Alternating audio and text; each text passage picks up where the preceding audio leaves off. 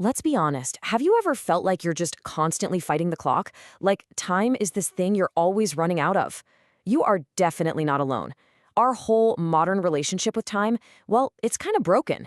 It leads to burnout, to stress, and this constant feeling of scarcity.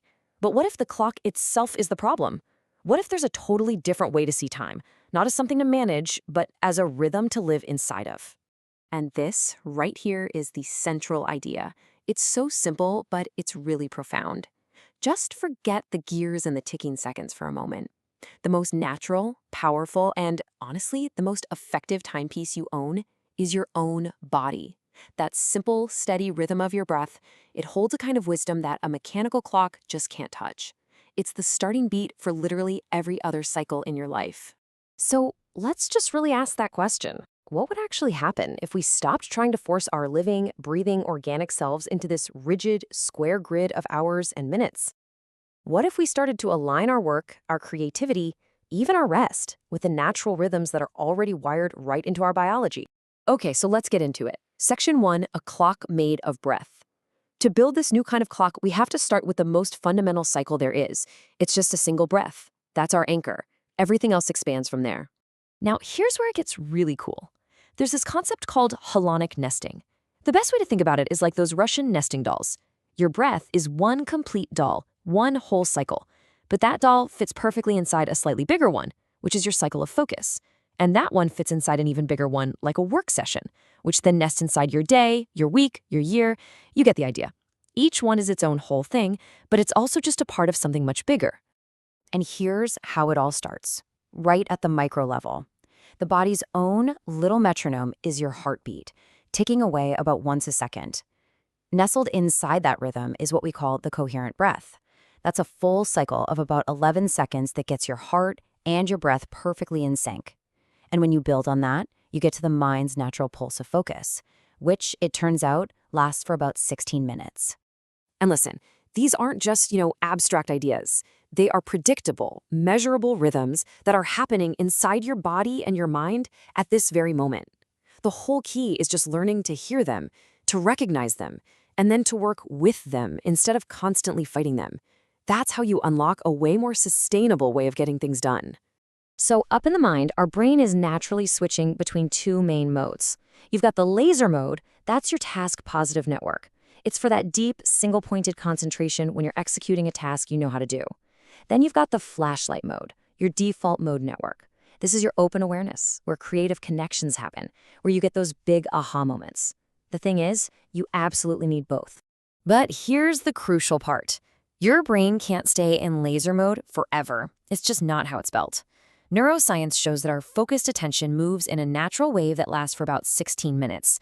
After that, your brain needs a quick break, a little reset, before it can dive back in deep again. So think of this 16-minute wave as the fundamental Lego brick for building any kind of deep work. So now we take that fundamental Lego brick and we build something incredibly practical with it. This is the 96-minute sprint. This is where we construct the perfect container for deep, meaningful work simply by honoring those smaller biological rhythms we just talked about. And the magic number for that perfect session is 96 minutes. Now, you might be wondering, why so specific? Why 96? It's definitely not random. It's what we call the harmonic optimum. It's a number where a bunch of different rhythms all sync up perfectly.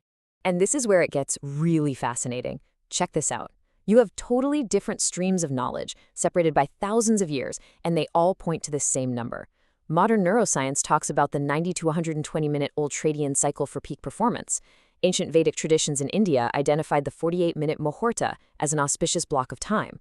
Well, 96 minutes is the sweet spot where they all meet. It's exactly two 48-minute muhurtas, it fits perfectly in that scientific ultradian range, and it's built out of 6 of those 16-minute attention waves. It all just clicks. Now, a 96-minute sprint isn't just one long, frantic block of work. No way. It has its own internal rhythm, broken into 4 phases. You start with will, that's the spark, seeding the intention. Then you move into emanation, that's where you build, you create, you do the heavy lifting. After that comes digestion, where you polish, refine, and harvest the value. And you close with enrichment, where you step back and integrate what you've just learned. And if we zoom in even closer, you can see this beautiful inner architecture. Each sprint has 2 48-minute halves. creation and integration.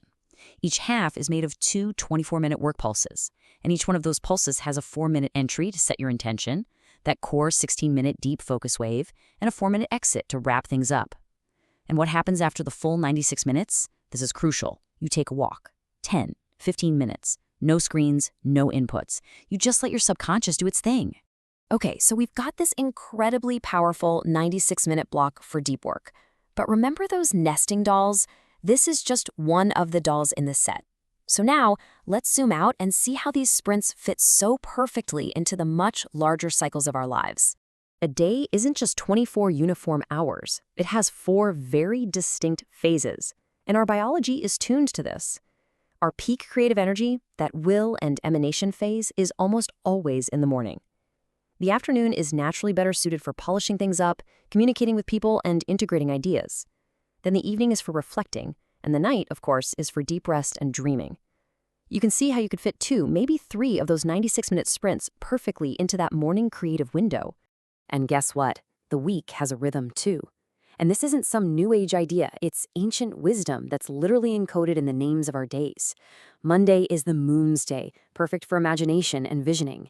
Tuesday, Mars's day, all about action and execution. Wednesday, Mercury's day, for communication and synthesis. When you start to align the kind of work you do with the natural energy of each day, you create this incredible, powerful flow. And here it is. Here we can see the entire stack, the whole set of nesting dolls laid out. It all starts with a single, coherent breath that nests inside a 96-minute sprint, which nests inside a day, a week, a lunar month, and finally, a solar year. It's all one continuous, harmonious system. The same patterns just repeat at every single scale. You are living inside this beautiful symphony of cycles right now. So what does this all really mean? What's the big takeaway? It means we need to make a huge, fundamental shift in our entire relationship with time.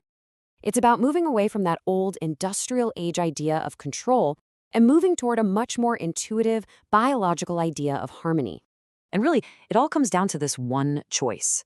On one side, you have time management. This is where the clock is your enemy. Time is a scarce resource you have to fight for and conquer. And we all know where that road leads, to burnout. But on the other side, you have time harmonization. Here, time isn't an enemy. It's a rhythm you align with. It's a dance partner. And this is the path to sustainable, joyful, high-quality performance. And that, right there, is the ultimate promise of this whole way of thinking. When you finally stop fighting your own biology and you start flowing with these nested cycles, something amazing happens. All that friction just disappears. That sense of constantly struggling, it just fades away. Burnout falls, and that feeling of effortless flow, well, it starts to become your normal, everyday state, not some rare thing you hope for. In the end, this isn't about adopting some new, rigid system you have to follow. Not at all. It's about learning to listen to the system that is already there, inside you. Your life, your body, your mind, they all have a natural rhythm. The only real question left is, are you ready to start listening to it?